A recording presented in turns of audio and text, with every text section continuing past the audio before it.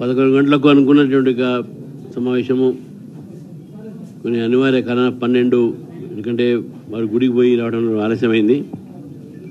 So 12 గంటలకు ఈ యొక్క ప్రెస్ కాన్ఫరెన్స్ మొదలు పెడతా ఉన్నాం. గోల బాలరాజు గారు వారు న్యాయవాది,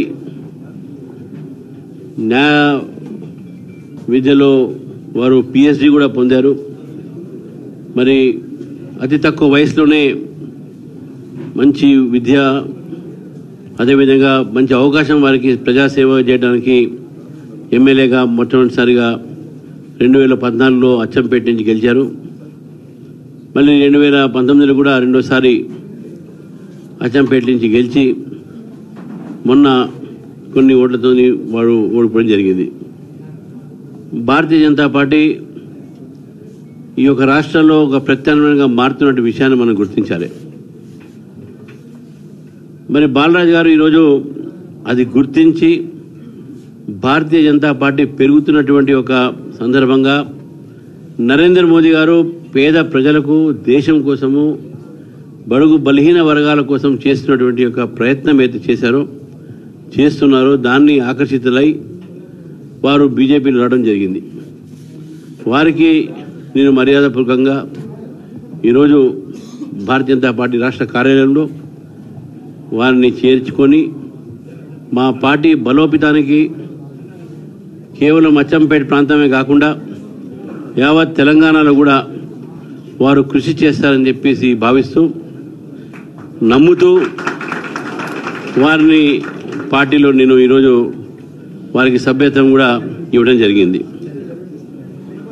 ఈ యొక్క సభ్యత్వం సంబంధించినటువంటి ఒక ప్రక్రియ లక్ష్మణ్ గారు, డాక్టర్ లక్ష్మణ్ గారికి స్వాగతం.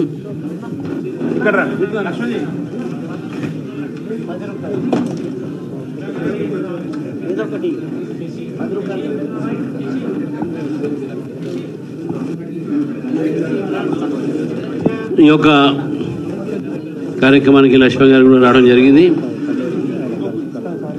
మరి మా ఎమ్మెల్సీ అంజిరెడ్డి గారు కూడా ఉన్నారు. అయితే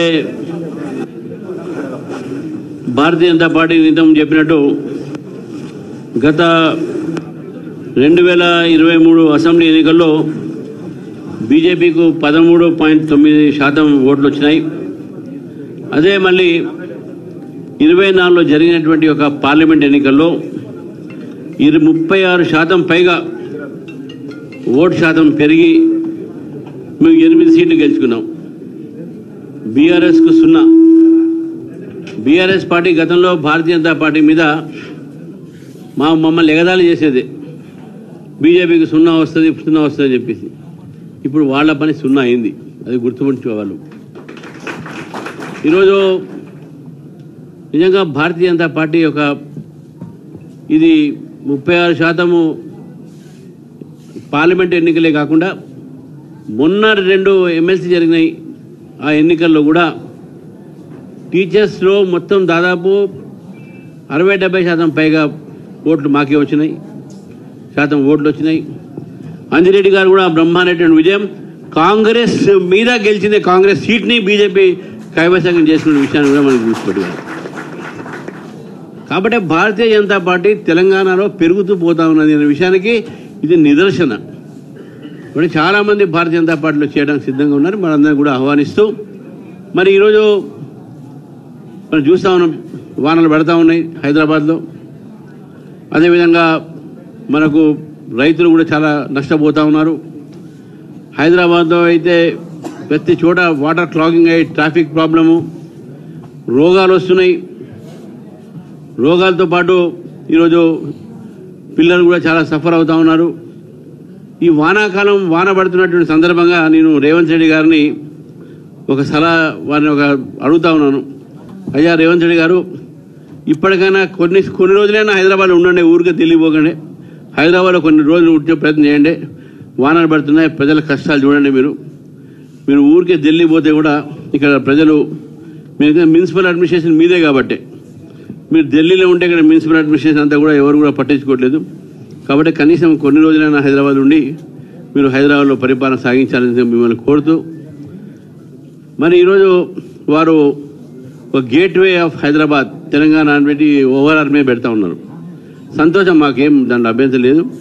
హైదరాబాద్ నిజంగా ఎన్డీఏ ప్రభుత్వం వాజ్పేయి గారి దగ్గర నుంచి ఇప్పటి వరకు ఉన్నటువంటి ఒక ఏ పాలకుడైనా సరే దీన్ని నజరందాజ్ చేయలేరు, దీన్ని విస్మరించలేరు.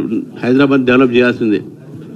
మీరు గేట్వే ఆఫ్ హైదరాబాద్ పెట్టిన రోజు తెలంగాణ భారతీయ జనతా పార్టీకు గేట్వే ఆఫ్ తెలంగాణ అవుతున్నది.